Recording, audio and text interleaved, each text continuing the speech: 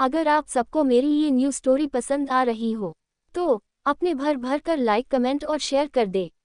इसके साथ साथ मेरे चैनल MS नॉवल स्टोरी को सब्सक्राइब जरूर करें। Episode 38 to 41। विक्रम एकदम से उसके हाथ को पकड़कर कसकर दबा दिया, जिससे मिताली के मुंह से एक आहह निकल गई और वो थोड़े गुस्से से विक्रम को घूर कर देखने लगी। विक्रम मिताली को गुस्से से घूरते हुए बोला, तुम उसे इस तरह से क्यों देख रही हो? अब वह तुम्हारा हस्बैंड नहीं है, तुम दोनों का डाइवोर्स हो चुका है और अब मैं तुम्हारा बॉयफ्रेंड हूँ और हमारी भी शादी होने वाली है, तो तुम इस तरह से उसे नहीं देख सकती। विक्रम ये सब बोलते हुए बहुत गुस्से में था, जिसे मिताली भी समझ गई थी। हालांकि उसे विक्रम के ऐसे रोकने पर गुस्सा तो बहुत आ रहा था, पर वो खुद के गुस्से को कंट्रोल करती है और बोली, बेबी ऐसा बिल्कुल भी नहीं है, तुम गलत समझ रहे हो। मैं तो बस ऐसे ही देख रही थी, सभी देख रहे थे तो मेरी भी नज़र चली गई। विक्रम बोला, आई डोंट केयर कि सभी देख रहे हैं या नहीं, पर जब तुम देखोगी यह मुझसे बर्दाश्त नहीं होगा। आइंदा यह मत करना, वरना तुम सोच भी नहीं सकती कि मैं किस हद तक बुरा हूँ। जितनी मोहब्बत मैं तुमसे करता हूँ ना, उससे कई गुना ज़्यादा मैं नफ़रत उस इंसान से करता हूँ और मैं नहीं चाहता कि वो नफ़रत मैं तुम्हारे ऊपर निकालूं। मिताली कुछ बोलती उससे पहले ही विक्रम अपने मॉम के पास चला गया, जो कि अभी अभी वहां आई थी। मिताली ये देखकर गुस्से से अपने पैर पटकते हुए बोली, इस विक्रम के कुछ ज्यादा ही पर निकल आए हैं। खुद को समझता क्या है? खुद तो उस यक्षांश के टुकड़ों पर पल रहा है और मेरे सामने अकड़ दिखा रहा है। इसकी अकड़ मैं जल्दी ही निकालूंगी, बस एक बार मेरा प्लान सक्सेस हो जाए और यक्षांश मेरा हो जाए, फिर मैं इन सबको देख लूंगी। मिताली को इस वक्त वहां मौजूद लड़कियों और विक्रम पर बहुत गुस्सा आ रहा था। वह बड़ी मुश्किल से खुद के गुस्से को कंट्रोल किए हुए थी। मिताली की नज़र विक्रम के मॉम डैड पर गई। रीना जी और अशोक जी दोनों ही विक्रम से बातें कर रहे थे। अचानक ही रीना जी की भी नज़र मिताली पर गई तो उन्होंने उसे पूरी तरह से इग्नोर कर दिया। ये देखकर तो मिताली का गुस्सा और बढ़ गया। वह अपने मन में बोली, ये खुद को समझती क्या है? घर में तो इसकी कोई औकात है नहीं और ना इसके पति की कोई औकात है, और घमंड तो इस तरह से दिखा रही है जैसे मानो घर में इसी की और इसके पति की चलती है। अरे तुम तीनों हस्बैंड वाइफ और बेटे तीनों ही मेरे यक्षांश के दम पर चल रहे हो, उसी के दिए टुकड़े पर पल रहे हो और ऊपर से इतना घमंड दिखा रही है। वाह क्या बात है। कोई बात नहीं मिसेज रीना, बहुत जल्द मैं जब यक्षांश की वाइफ बनकर उस घर में आऊंगी और जब मैं वहां की हेड बन जाऊंगी तो सबसे पहले मिसेज रीना तुम्हें ही मैं तुम्हारी सही औकात दिखाऊंगी। वही विक्रम अपने मॉम के पास जाकर बातें कर रहा था। उसने सोचा था कि आज मिताली और अपने रिश्ते की बात अपने मॉम डैड से करेगा और जल्द ही उनकी शादी फिक्स करवा लेगा। लेकिन मिताली का रवैया को देखकर विक्रम का मूड सारा ऑफ हो गया था। जहां वह अभी बहुत खुश था, पर अचानक से मिताली के चेहरे के भाव को देख उसे गुस्सा आने लगा था, क्योंकि मिताली अजीब नज़रों से यक्षांश को देख रही थी, जो कि विक्रम के गुस्से को बढ़ा रहा था। उसने बहुत मुश्किल से खुद के गुस्से को कंट्रोल कर रखा था। रीना जी और अशोक जी की नज़र जब सामने स्टेज की तरफ पर खड़ी अनामिका रावत और यक्षांश पर गई तो उसने गुस्से से अपने हाथों की मुट्ठी बना लिया। जहां वो अपने बेटे और खुद को देखना चाहती थी, वही आज कोई और खड़ा था। यह बातें उन्हें हजम नहीं हो रही थी। तभी अनामिका रावत ने माइक लिया और अनाउंसमेंट करते हुए बोली, हेलो एवरीवन, जैसा कि आप सभी जानते हैं, ये पार्टी मैंने स्पेशली अपने पोते के लिए रखी है और आप सबको तो पता ही है कि मेरा बेटा, मेरा पोता यक्षांश रावत, रावत इंडस्ट्री का प्रेसिडेंट है। इसके साथ ही साथ मैं आप सबके सामने एक और खुशी जाहिर करना चाहती हूँ कि मेरे पोते ने अभी अभी बहुत बड़ा प्रोजेक्ट हासिल किया है, जो कि हमारी कंपनी को ऊंचाइयों तक ले जाएगा। मुझे हमेशा से ही यकीन था कि मेरा पोता मेरे बेटे की तरह ही नाम रोशन करेगा। इतना कहते हुए अनामिका रावत यक्षांश को अपनी तरफ आने का इशारा करती है। यक्षांश भी उनकी बात मानकर उनके पास गया और झुककर उनका पैर छू लिया। ये देखकर अनामिका रावत के होठों पर मुस्कुराहट आ गई और वह यक्षांश के सिर पर हाथ रख आशीर्वाद देते हुए बोली, बस ऐसे ही तरक्की हासिल करो बेटा। तुम्हारी दादी यही चाहती है कि तुम दुनिया में सबसे ऊंचा नाम कायम करो। फिर अनामिका रावत सामने की तरफ देखते हुए सबसे कुछ ना कुछ अनाउंसमेंट करने लगी। यक्षांश भी सामने की तरफ देख रहा था। अचानक उसकी नज़रें एक जगह जाकर ठहर गई मिताली भी यक्षांश को ही देख रही थी। उसे लगा कि जैसे वह यक्षांश उसे देख रहा है, क्योंकि जिस साइड अच्छा देख रहा था उस साइड मिताली खड़ी थी। मिताली यक्षांश को इस तरह से देखता पाकर बहुत खुश हो रही थी।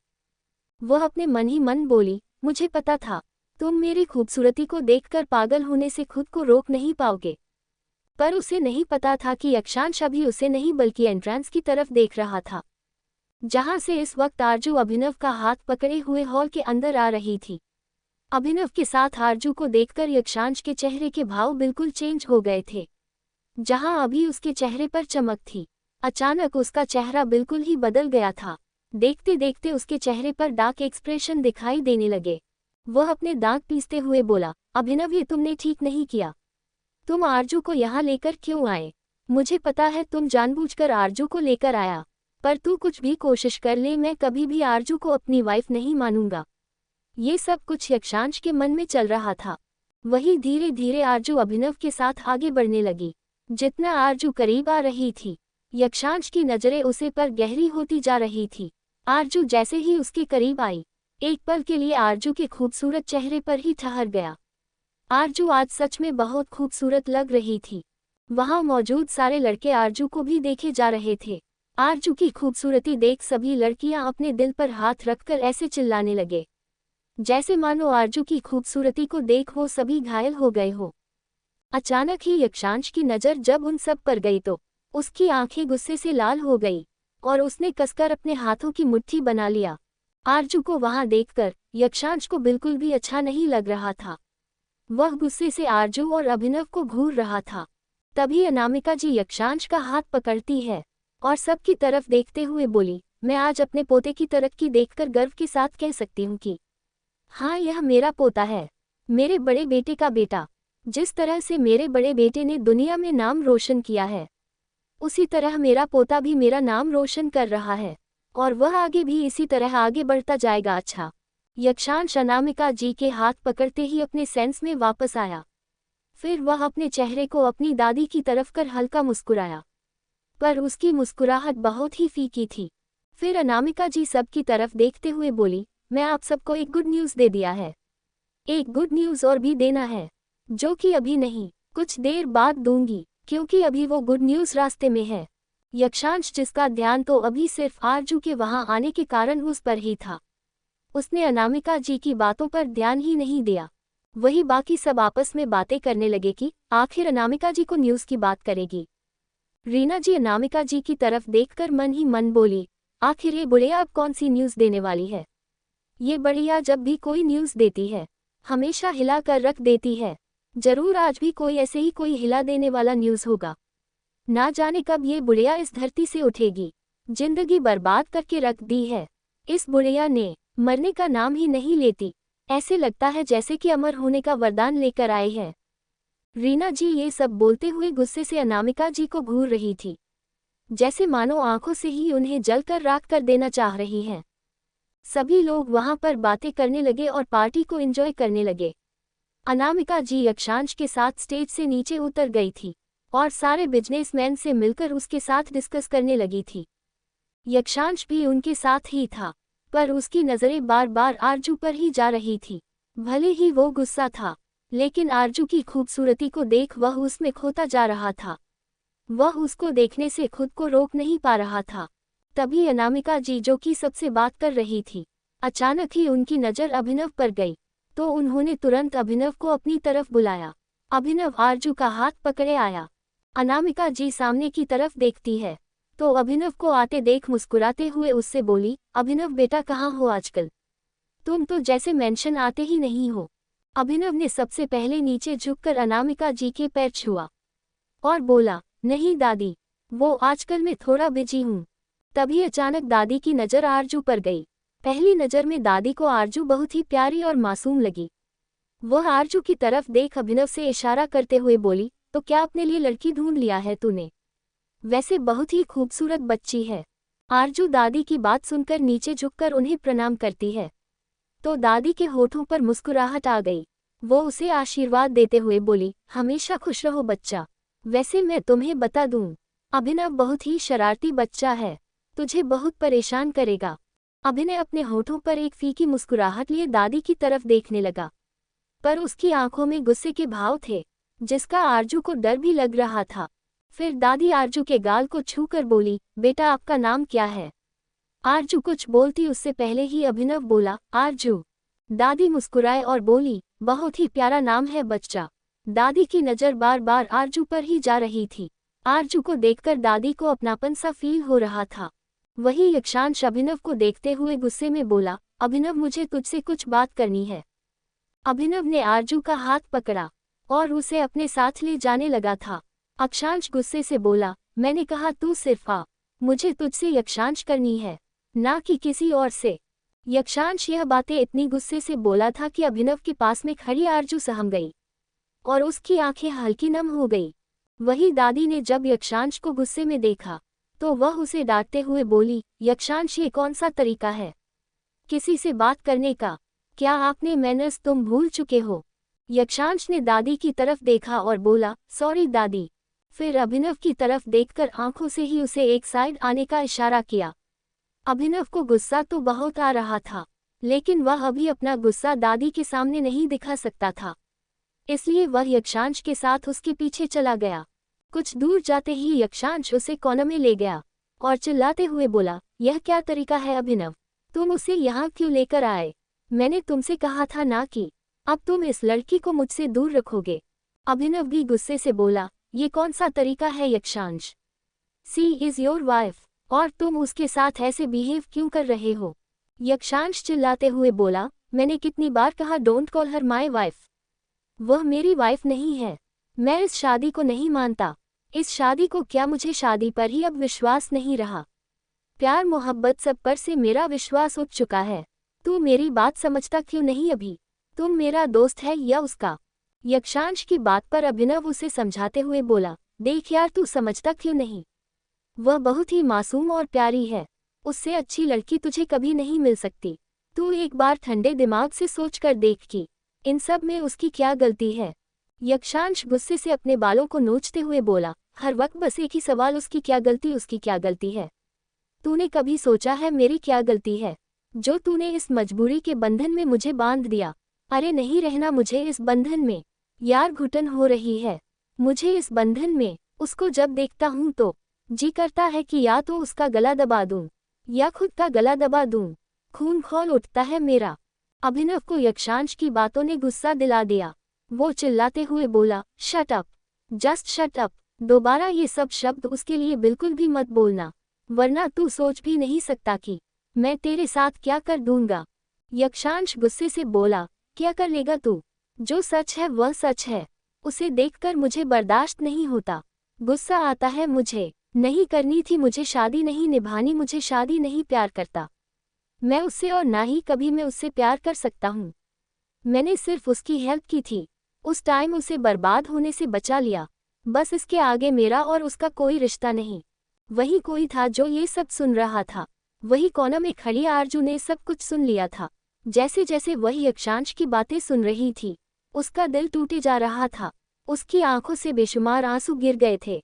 असल में वह दादी के साथ थी, पर यक्षांश और अभिनव के जाने के बाद दादी के पास कुछ बिजनेसमैन आकर बातें करने लगे, जिस कारण दादी उसमें बिजी हो गई। वही आरजू भी अभिनव को ढूंढते हुए पीछे की तरफ आई, और अचानक उसकी नज़र जब यक्षांश और अभिनव कर गई और वह वहीं खड़े होकर उनकी बातें सुनाने लगी। ये सब बातें सुनकर आरजू का दिल पूरी तरह से टूट गया था। उसके आंसू रुक ही नहीं रहे थे। उसका जी कर रहा था कि वह अभी यहाँ से भागकर चली जाए, पर वह ऐसा कर नहीं सकती थी। आखिर जाती भी तो कैसे? उसे रास्ता भी नहीं पता था। वह तो यहाँ सिर्फ अभिनव के साथ आई थी, और अगर वह अभिनव से अभी जाने के लिए बोलती तो अभिनव को बुरा लगता। आरजू नहीं चाहती थी कि अभिनव को किसी चीज़ के लिए बुरा लगे, क्योंकि कहीं ना कहीं आरजू अभिनव को अपने एक भाई की तरह मानने लगी थी। अभिनव आरजू की बहुत केयर करता था, उसे खुश रखने की पूरी कोशिश करता था, जिस कारण आरजू अभिनव को तकलीफ में नहीं देख सकती थी। जैसे ही वह देखती है कि अभिनव गुस्से से बाहर आ रहा था, आरजू जल्दी से भागकर पार्टी हॉल में चली गई। उसने अपने आंसुओं को बड़े ही बेरहमी से पोंछ लिया और एक गहरी सांस लेकर खुद को शांत करने की कोशिश करने लगी। लेकिन आज जितना खुद को शांत करने की कोशिश करती, अपने ही आप उसके आंसू तेजी से बाहर आने लगते। उसने बड़ी मुश्किल से खुद को कंट्रोल किया हुआ था। अचानक ही अभिनव वहां आया और वह यहाँ वहां आरजू को ढूंढने लगा। उसे आरजू पहले कहीं नहीं मिली। तभी अचानक उसकी नज़र एक साइड खड़ी आरजू पर गई। वह जल्दी से उसके पास गया और बोला, स्लीपिंग ब्यूटी, तुम यहाँ अकेले क्यों खड़ी हो? आरजू कुछ नहीं बोली, वो बस चुपचाप खड़ी अभिनव की तरफ देखती रही। तभी अभिनव ने उससे पूछा, क्या हुआ? तुम ऐसे क्यों देख रही हो? Sleeping beauty. आरजू बस अपने सिर को ना में हिला देती है। अभिनव ने फिर उसका हाथ पकड़ा और बोला, चलो मेरे साथ कुछ खा लो।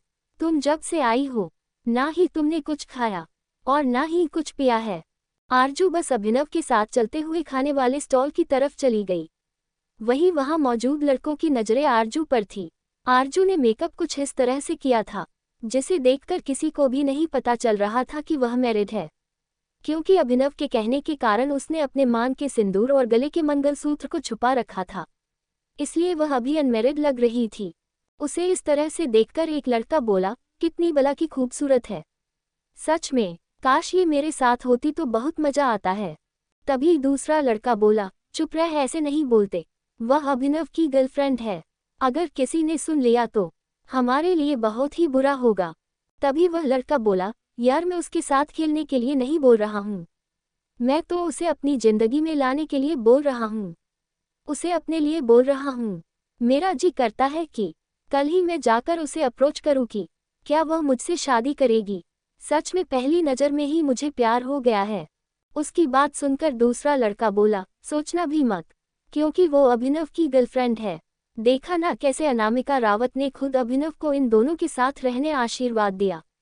अगर ऐसे में तू कुछ बोला ना या कुछ किया तो तेरे लिए ही मुसीबत हो जाएगा। क्या तू चाहता है तेरे बाप की फैक्ट्री बर्बाद हो जाए और तू कंगाल होकर सड़क पर भीख मांगे? वह लड़का ये सुनकर डर गया, पर अभी भी उसकी नजरें आरजू पर ही टिकी हुई थी। वहीं एक साइड खड़ा यक्षांश ने ये सब कुछ सुन लिया था। उसके हाथ में एक ड्रिंक का ग्लास था जिस पर उसकी पकड़ कस गई। वह खा जाने वाली नजरों के साथ उन लड़कों को घूर रहा था। उसका बस चलता तो वो अभी उन सबको जान से मार डालता। तभी उसने आरजू पर ध्यान दिया तो उसे पता चला आरजू ने अपने गले में मंगलसूत्र और मांग में सिंदूर नहीं लगाया था। ये देखकर तो यक्षांश का गुस्सा और बढ़ गया। वह अपने दांत पीसते हुए बोला, इस लड़की की इतनी हिम्मत के बिना मंगलसूत्र और सिंदूर लगाए यहाँ पार्टी में आ गई। ये कहते हुए वह आरजू की तरफ गुस्से में बढ़ गया। तभी सामने से मिताली वहां आ गई। वो कब से आरजू को गुस्से से देख रही थी। आरजू को देखते ही उसे याद आया कि ये तो वही लड़की है जिसकी फोटो उसे उसके आदमी ने दी थी। वह लड़की यक्षांश के साथ देखी गई थी, यानी यक्षांश को इस लड़की में कुछ तो इंटरेस्ट है। इसलिए जब वह नोटिस करती है कि पार्टी में आने के बाद यक्षांश उसे ही देख रहा है तो वह जल्दी से यक्षांश के पास आ गई। पहले तो विक्रम उसके साथ था, लेकिन जैसे वह देखती है कि विक्रम दूसरे साइड गया तो वह मौके का फायदा उठाकर यक्षांश के पास आई और उसकी तरफ एक ड्रिंक बढ़ाते हुए बोली, बेबी ये लो, मैं तुम्हारे लिए तुम्हारा स्पेशल ड्रिंक लाई हूँ। तुम्हें तो अच्छे से पता है ना कि मैं हमेशा तुम्हारी फेवरेट ड्रिंक तुम्हें बना कर देती थी और तुम बड़े प्यार से पीते थे। यक्षांश ने एक नज़र अपनी आंखें छोटी कर मिताली की तरफ घूर कर देखा और फिर उसकी नज़र मिताली के हाथ में पकड़े ड्रिंक पर गई, जिससे उसकी नज़र और भी सर्द हो गई। उसने एकदम से मिताली के हाथ से ड्रिंक लिया तो मिताली की होठों पर तिरछी स्माइल आ गई। तभी यक्षांश ने अपने हाथ में पकड़े ड्रिंक को एक झटके में मिताली के ऊपर फेंक दिया, जिससे मिताली का पूरा ड्रेस खराब हो गया। वहीं मिताली यक्षांश के ऐसा करने से बिल्कुल हैरान रह गई। उसने कभी नहीं सोचा था कि यक्षांश ऐसा कुछ करेगा, वह भी इतने बड़ी पार्टी में, सभी लोगों के सामने। वो यहाँ वहाँ अपनी नज़र घुमाकर सबकी तरफ देखने लगी तो एक दो लोग ही उसे देख रहे थे और वह सब मुस्कुरा भी रहे थे। वही यक्षांश उस ग्लास को मिताली के हाथ में पकड़ आता है और बोला, I don't like this drink, अपनी ड्रिंक अपने पास ही रखो और हो सके तो यह अपने बेबी सोना बाबू को जाकर पिलाओ, मुझे नहीं। कहकर वहां से तेज कदमों के साथ अभिनव की तरफ बढ़ गया। यक्षांश देखता है कि अभिनव आरजू को अपने हाथों से गुलाब जामुन खिला रहा था और आरजू पहले तो अपने सिर को ना में हिलाती है, पर अभिनव की जिद करने पर वह चुपचाप उसके हाथ से खाने लगती है और अभिनव उसे परेशान करते हुए खिला रहा था। ताकि वह इस तरह से आरजू का मूड फ्रेश करना चाह रहा था। वो उसे हंसाना चाह रहा था और उसका ऐसा करना सफल भी हुआ, क्योंकि आरजू के होठों पर स्माइल आ गई थी। यक्षांश आरजू की तरफ बढ़ ही रहा था। अचानक अनामिका रावत उसके हाथ को पकड़कर बोली, चलो बेटा, मुझे एक अनाउंसमेंट करनी है। यक्षांश अपनी दादी की तरफ देखकर बोला, पर दादी कैसी अनाउंसमेंट? आपने तो पहले ही अनाउंसमेंट कर दिया है, अब कौन सा अनाउंसमेंट रह गई है?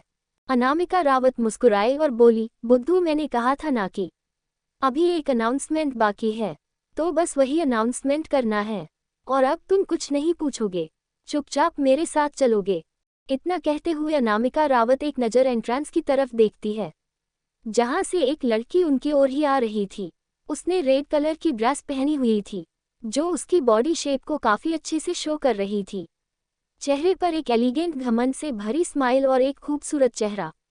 वो किसी बड़े घर की राजकुमारी की तरह लग रही थी। अनामिका रावत की नज़रों को फॉलो करते हुए वो लड़की स्टाइल के साथ स्टेज की ओर बढ़ रही थी। अनामिका रावत उस लड़की की तरफ इशारा करते हुए बोली, ये है वह मेरी दूसरी अनाउंसमेंट। इस पार्टी के करने का दूसरा रीजन माहिरा खन्ना। खन्ना इंडस्ट्रीज की छोटी बेटी माहिरा खन्ना उस लड़की को अपने हाथों से स्टेज के पास आने के लिए इशारा करती है। वह लड़की यानी कि माहिरा बड़ी ही अदा के साथ चलते हुए स्टेज पर आई और आकर खड़ी हो गई और सबकी तरह देख मुस्कुराने लगी। स्टेज पर जाकर वो अनामिका रावत के पास जाकर खड़ी हो गई।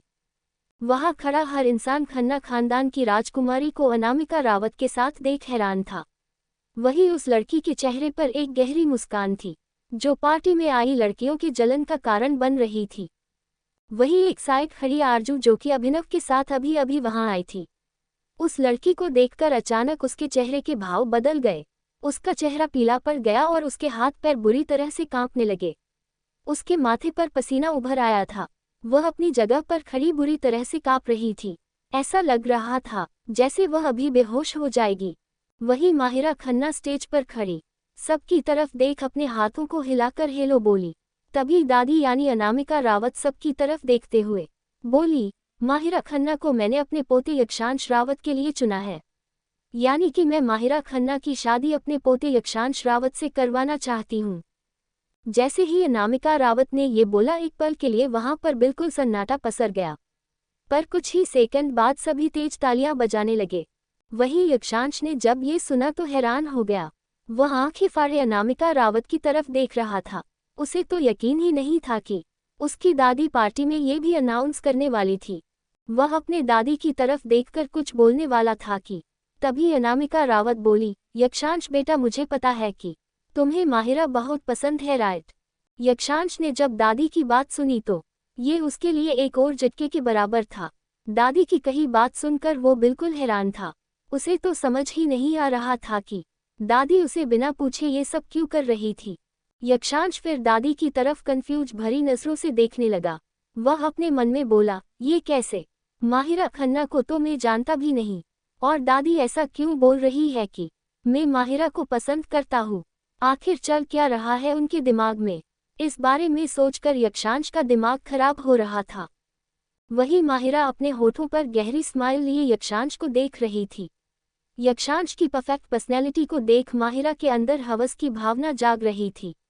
वह ऊपर से लेकर नीचे तक लगातार बस अच्छा को ही देखे जा रही थी। देखती भी क्यों नहीं। यक्षांश की पर्सनैलिटी में एक ऐसा चार्म था कि कोई भी लड़की उससे बच नहीं सकती थी, और आज उसका यही चार्म उसके लिए मुसीबत बनने वाला था, जिससे यक्षांश खुद अनजान था। माहिरा यक्षांश को एडोर कर ही रही थी कि तभी एक बार फिर दादी की आवाज़ सबके कानों में पड़ी। दादी सबकी तरफ देखते हुए आगे बोली, अगले एक हफ्ते बाद मैं अपने पोते यक्षांश और माहिरा के एंगेजमेंट की अनाउंस करती हूँ। जैसे ही यक्षांश ने ये सुना तो बहुत ही बड़ा शौक लगा था। दादी ने ये उसे तीसरा झटका दे दिया था। उससे अब और सब्र नहीं हुआ और वो दादी की तरफ देख के बोला, दादी आप पहले मेरी बात तो सुनिए। लेकिन अनामिका रावत उसकी बातों को इग्नोर कर देती है और सबकी तरफ देखते हुए आगे बोली, आप सभी लोग उस पार्टी में आना मत भूलिएगा। जैसे आज आप सब यहाँ पार्टी में हैं, वैसे ही मेरे पोते के एंगेजमेंट पार्टी में भी जरूर आइएगा। अनामिका रावत की अनाउंसमेंट सुनकर एक बार फिर से तालियां बजने लगी। यक्षांश बस आंखें फाड़े अनामिका रावत की तरफ देखे जा रहा। वही 3 लोग और भी थे जो हैरान थे। वह दोनों कोई और नहीं अभिनव, आरजू और मिताली थे। आरजू जब ये सुनती है तो उसके कदम लड़खड़ा जाते हैं।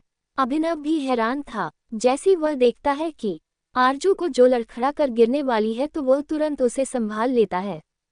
आरजू की हालत देख उसे यक्षांश पर बहुत गुस्सा आ रहा। आखिर वो ऐसा कैसे कर सकता था? आखिर इस लड़की ने उसका बिगाड़ा क्या था जो वो उसे इस तरह की हरकतों से हट कर रहा था? पर बेचारा अभिनव तो ये जानता ही नहीं था कि यक्षांश खुद अभी विक्टिम। वो खुद भी नहीं जानता था कि उसके साथ क्या हो रहा है। वही आरजू की नज़र यक्षांश पर ही थी। उसे चुपचाप वहां खड़ा देख आरजू की आंखों में ठहरे आंसू उसके गालों को लुढ़क आते हैं। उसकी अब हिम्मत नहीं थी कि वह अभी यहाँ एक पल भी रहे। वही मिताली का भी कुछ ऐसा ही हाल था। वह भी बिल्कुल शॉक्ड हो गई थी। उसे नहीं पता था कि अनामिका रावत कुछ ऐसा भी अनाउंसमेंट करेगी। उसके तो जैसे एक ही पल में सारे सपने चकनाचूर हो गए थे। ये बुढ़िया हमेशा मेरे रास्ते में आ जाती है। इसने बिना बताए यक्षांश के लिए एक लड़की भी ढूंढ ली। अब तेरा क्या होगा मिताली? कुछ सोच, जल्दी कुछ सोच। बड़ी मुश्किल से हाथ आया मौका तू इस लड़की की वजह से किसी भी कीमत पर नहीं गवा सकती, मिताली ने मन ही मन सोचते हुए कहा। वही विक्रम ने जब मिताली के चेहरे के उड़े हुए एक्सप्रेशन देखे तो उसे घूरते हुए बोला, क्या हुआ तुम्हें? अपने एक्स हस्बैंड की शादी की खबर सुनकर कहीं तुम सदमे में तो नहीं चली गई? वही विक्रम की आवाज़ सुनकर मिताली हड़बड़ा गई। उसने एक नज़र विक्रम को देखा और फिर अपने एक्सप्रेशन नॉर्मल करते हुए बोली, नहीं तो मुझे क्या फ़र्क पड़ता है? मैं तो तुमसे प्यार करती हूँ ना बेबी। वो किसी से भी शादी करे, मुझे उससे क्या? वही उसकी बात सुनकर विक्रम के चेहरे पर एक मुस्कान आ गई जो काफ़ी अजीब थी। उसने आगे बढ़कर मिताली के फहद को छुआ और बोला, अच्छा अगर ऐसी बात है तो फिर तुम्हारे माथे से एक्ट में भी पसीना क्यों आ रहा है बेबी? हाँ वो लगता है मेरी तबीयत थोड़ी ठीक नहीं लग रही। तुम रुको मैं वॉशरूम होकर आती हूँ, मिताली ने कहा और बिना विक्रम की कोई बात सुने वहां से चली गई। वही विक्रम की नज़रें मिताली को ही फॉलो कर रहे थे। उसके एक्सप्रेशन इस वक्त कुछ ऐसे थे कि कोई नहीं बता सकता था कि अभी उसके दिमाग में क्या चल रहा था। वही स्टेज पर खड़ी माहिरा की नज़रें अब भी यक्षांश पर थी, जिससे वो थोड़ा असहज महसूस कर रहा था। उसने अपनी नज़रें पूरे हॉल में घुमाई, तभी उसकी नज़रें आरजू पर जाकर ठहर गए। आरजू की आंखों में आंसू थे। वो अपनी आंसू भरी आंखों से यक्षांश को देख रही थी। आरजू की हालत इस वक्त कुछ ऐसी थी कि वो वहां ठीक से खड़ी भी नहीं हो पा रही थी। अभिनव ने उसे पकड़ा हुआ था और ऐसा लग रहा था जैसे वो उसके भरोसे ही खड़ी हो। उसे इस हालत में देख यक्षांश के दिल में एक टिस सी उठी। उसे आरजू के लिए बुरा लग रहा था और अभिनव पर गुस्सा भी आ रहा था। आखिर वो उसे यहाँ क्यों लेकर आया?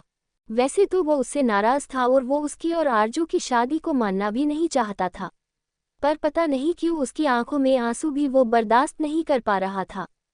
आज पहली बार दादी के लिए किसी फैसले ने यक्षांश को हिला कर रख दिया था। उसके दिल में इस वक्त उथल पुथल मची हुई थी। उसे समझ नहीं आ रहा था कि उसे इस वक्त क्या करना चाहिए। वो जल्द से जल्द इस बारे में दादी से बात करना चाहता था, पर वो ये भी जानता था कि किसी भी तरह की बात करने के लिए ये जगह सही नहीं है। इस बारे में सोचते हुए यक्षांश ने अपनी नज़रें फेर ली और दादी की तरफ देखने लगा, पर दूर खड़ी आरजू ने जब उसे नज़रें फेरते देखा तो उसके दिल में एक दर्द सा उठा। उसे लगा कि वो माहिरा को देख रहा है। ये सब बर्दाश्त करना अब आरजू के बस के बाहर था। उसने एक नज़र अपनी आंसू भरी आंखों से अभिनव को देखा। अभिनव ने जब उसकी दर्द भरी नज़रों को देखा तो उसे समझने में ज़रा भी देर नहीं लगी कि वो क्या कहना चाहती है। हम यहाँ से चलते हैं, इस लड़के का दिमाग खराब हो गया है, इसे तो मैं बाद में ठीक करूँगा। स्लीपिंग ब्यूटी मुझे माफ़ कर दो, ये सारी मेरी ही गलती है, मुझे तुम्हें यहाँ लाना ही नहीं चाहिए था, अभिनव ने गिल्ट भरी नज़रों से आरजू को देखते हुए कहा। वही आरजू ने जब अभिनव की बात सुनी तो उसके चेहरे पर एक कड़वाहट भरी मुस्कान आ गई, जिसे देख अभिनव की आंखें भी नम हो गई। वो आरजू की उस मुस्कान के पीछे का दर्द वो समझ सकता था।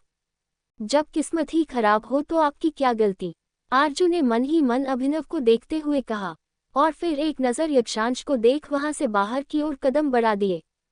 अभिनव ने जब उसे जाते देखा तो उसने एक नज़र गुस्से से घूरकर यक्षांश को देखा और वो भी अपने लंबे कदम भरते हुए वहां से चला गया। यक्षांश की नजरें उन दोनों को ही देख रही थी। आरजू की आंखों में यक्षांश ने आज पहली बार उसके आंखों में अपने लिए शिकायत और अभिनव की आंखों में बेसुमार गुस्सा देखा था, पर वो अभी उन्हें क्या एक्सप्लेनेशन देता, जब उसे खुद ही नहीं पता था कि उसके साथ हो क्या रहा है। पार्टी अपने जोरों पर थी। माहिरा ने यक्षांश से बात करने की कोशिश की, पर यक्षांश का तो जैसे कोई मूड नहीं था कि वो उससे बात करे। उसने माहिरा को पूरी तरह से इग्नोर कर दिया और वहां से दूसरी तरफ जाकर कुछ बिजनेसमैन के साथ बात करने लगा। वही दूर खड़ा एक वेटर यक्षांश की ओर देख रहा था। उसने एक नज़र पिलर के पीछे छिपी मिताली को देखा तो उसने तुरंत उसे कुछ इशारा किया, जिससे उस वेटर ने हाँ में सिर हिला दिया और यक्षांश की ओर बढ़ गया। मिताली ने एक नज़र दूर से ही यक्षांश को देखा और फिर अपने चेहरे पर एक एविल स्माइल के साथ बोली, my dear ex husband. Mitali के मकसद के बीच में कोई नहीं आ सकता, ना ये बुढ़िया ना ही वो लड़की। तुम्हें तो मेरा होना ही होगा। वही माहिरा की नज़रें कब से यक्षांश की सारी हरकतों को नोटिस कर रही थी। वो यक्षांश की तरफ अपनी हवस भरी नज़रों से देखते हुए बोली, चाहे कितना भी इग्नोर कर लो हैंडसम, आखिर में होना तो तुम्हें माहिरा का ही है। इस दुनिया की हर प्रेसियस चीज़ पर सिर्फ माहिरा का हक है, फिर चाहे वो तुम ही क्यों ना हो। माहिरा ने एक शैतानी मुस्कान के साथ यक्षांश की तरफ देखने लगी। वही वो वेटर यक्षांश के पास गया और वहां मौजूद सभी बिजनेसमैन को ड्रिंक सर्व करने लगा। अपने हाथ की पकड़ी आखिरी ड्रिंक उसने यक्षांश को दी तो उसने एक स्माइल के साथ उसके हाथ से ड्रिंक ले ली, जिसे देख मिताली के चेहरे पर एक शैतानी मुस्कान आ गई। यक्षांश अपने हाथ में पकड़े ड्रिंक की तरफ देखा और फिर उसे धीरे धीरे अपने होठों के पास ले गया। दूर खड़ी मिताली ये सब कुछ देखकर मन ही मन बहुत खुश रही थी। उसकी तो जैसे खुशी का कोई ठिकाना नहीं था। उसे ऐसा लगा था कि जैसे आज मानो उसकी कोई बहुत बड़ी लॉटरी लग गई हो। वो शैतानी मुस्कुराहट के साथ यक्षांश को देख रही थी। जैसे यक्षांश को ड्रिंक अपने होठों के पास लगाया, ये देख मिताली बोली, बस कुछ देर और मेरे प्यारे यक्षु, अब तो तुम मेरे होकर रहोगे। यक्षांश, तुम्हें मुझसे कोई भी दूर नहीं कर सकता, ना ही तुम्हारी दादी और ना ही ये सो कॉल्ड माहिरा। चाहे जितना भी बच लो, पर तुम मुझसे बच नहीं सकते। तुम्हें तो वापस से एक बार फिर से मेरा होना ही होगा। अभी मिताली मुस्कुराकर ये सब कुछ सोच ही रही थी कि उसी समय किसी के अचानक से उसकी टक्कर लगा, जिससे मिताली गुस्से से बौखला उठी। वो गुस्से में चिल्लाने वाली थी, पर जल्द ही उसने खुद को संभाल लिया और गुस्से से वो पीछे मुड़कर देखते हुए थोड़ा चिल्लाकर बोली, हाउ डेयर यू। तुम्हारी हिम्मत भी कैसे हुई मुझसे इस तरह से टकराने की। वो आदमी थोड़ा डर गया और तुरंत बोला, सॉरी सॉरी मैडम, वो मैं बस अपनी फ्रेंड को ढूंढ रहा था। मिताली गुस्से से बोली, तुम्हें मैं कहाँ से तुम्हारी फ्रेंड दिख रही हूँ। यू स्टूपिड मैन, तुम जानबूझकर मुझसे टकराए हो ना, ताकि तुम मेरा फायदा उठाओ। वो आदमी मिताली से सॉरी बोलकर जल्दी से वहां से चला गया। तभी उसकी नज़र वापस से यक्षांश पर गई, जो कि अब बड़े मजे से ड्रिंक पी रहा था। उसने अब तक आधी गिलास खाली कर दिया था। ये देखकर मिताली की चेहरे पर जो गुस्से के भाव थे वह तुरंत गायब हो गए और अब उसके होठों पर खतरनाक स्माइल आ गई। वो उसी स्माइल के साथ बोली, गुड जॉब मिताली, आखिरकार तुमने वो काम कर ही दिया। वही यक्षांश पूरी ड्रिंक को खाली कर ग्लास के एक साइड रख दिया और वापस से बिजनेसमैन से बातें करने लगा। कुछ देर में यक्षांश को अपने बॉडी में कुछ अजीब सा फील होने लगा। उसे अब कुछ बेचैनी सा लग रहा था। वो बात करते हुए बार बार अपने शर्ट के बटन को ढीला करने लगता तो कभी टाई को लूज करने लगता।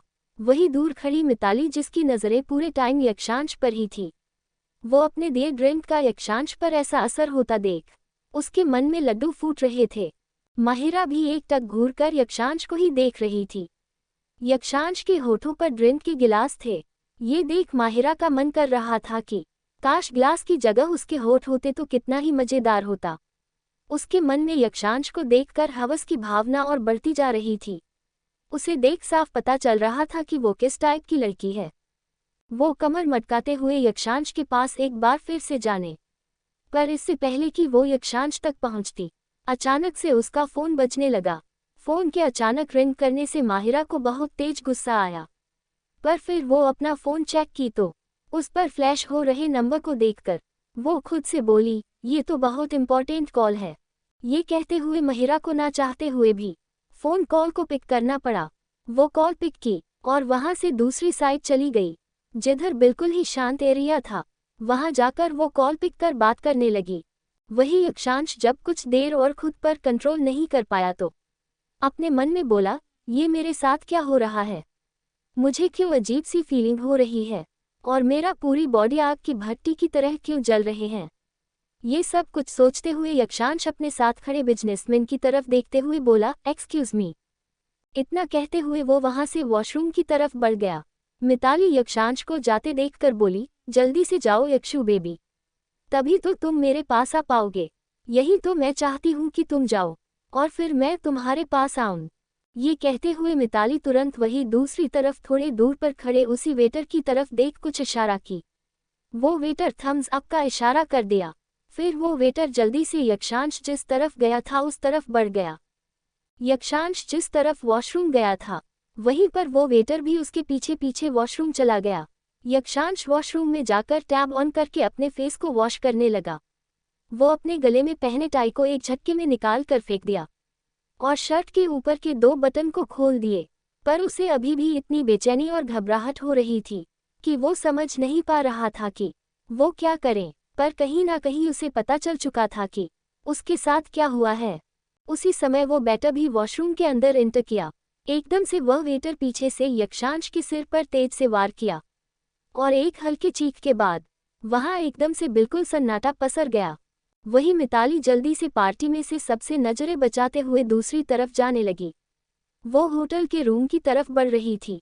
अचानक ही बीच में उसे विक्रम मिल गया और मिताली की तरफ देखते हुए से पूछा, हे बेबी, तुम कहाँ जा रही हो? मिताली विक्रम को देखकर पहले तो चौंक गई, पर फिर वो अपने होठों पर बनावटी मुस्कुराहट लिए बोली, ओ सॉरी बेबी, एक्चुअली मुझे वॉशरूम जाना है, बहुत अर्जेंट है, मैं अभी आती हूँ। विक्रम जब ये सुना तो वो उसे अजीब नज़रों से देखकर बोला, क्या हुआ, तुम्हें कुछ प्रॉब्लम है क्या? मिताली तुरंत बोली, नहीं बेबी, ऐसा कुछ नहीं है, समझा करो लेडीज प्रॉब्लम। विक्रम अब कुछ नहीं बोला, बस अपना सिर हिलाया और बोला, okay go and take care, कोई प्रॉब्लम हो तो मुझे बुला लेना, मैं अभी आता हूँ। इतना कहकर विक्रम दूसरी तरफ चला गया। वही मिताली विक्रम के जाने के बाद एक गहरी सांस ली और तेज कदमों के साथ वो तुरंत होटल के रूम की तरफ मुड़ गई। आज मिताली बहुत खुश थी। उसे यही लग रहा था कि वो आज एक बार फिर से यक्षांश को अपना बना ही लेगी और इसी खुशी में वो गुनगुनाते हुए अपने कदमों को आगे बढ़ा रही थी। वही कोई था जो छिपकर उस पर अपनी नजरें रखे हुए था। कुछ देर में मिताली चलते हुए होटल के एक रूम के सामने आई और बोली, बेबी आई एम कमिंग, और आज की रात बहुत ही रंगीन होने वाली है। इतना कहकर वो तुरंत ही रूम का की कार्ड यूज करके उस रूम का डोर ओपन की। उसके अंदर पहुंचते ही किसी ने एक झटके में उसके हाथ को पकड़कर अपनी तरफ खींच लिया और अगले ही पल एक तेज आवाज के साथ रूम का डोर बंद हो गया। आखिर किसने मिताली का हाथ अंदर रूम में खींचा? क्या मिताली एक बार फिर से यक्षांश को पा लेगी? आखिर कौन है जो मिताली पर अपनी नजरें गड़ाए हुए है और छिपकर उसे देख रहा है? आगे क्या होगा जानने के लिए सुनना ना भूलें मिस्टीरियस बिलियनेयर हस्बैंड। अगर आप सबको मेरी ये न्यू स्टोरी पसंद आ रही हो तो अपने भर भर कर लाइक, कमेंट और शेयर कर दे। इसके साथ साथ मेरे चैनल MS नॉवल स्टोरी को सब्सक्राइब जरूर करें।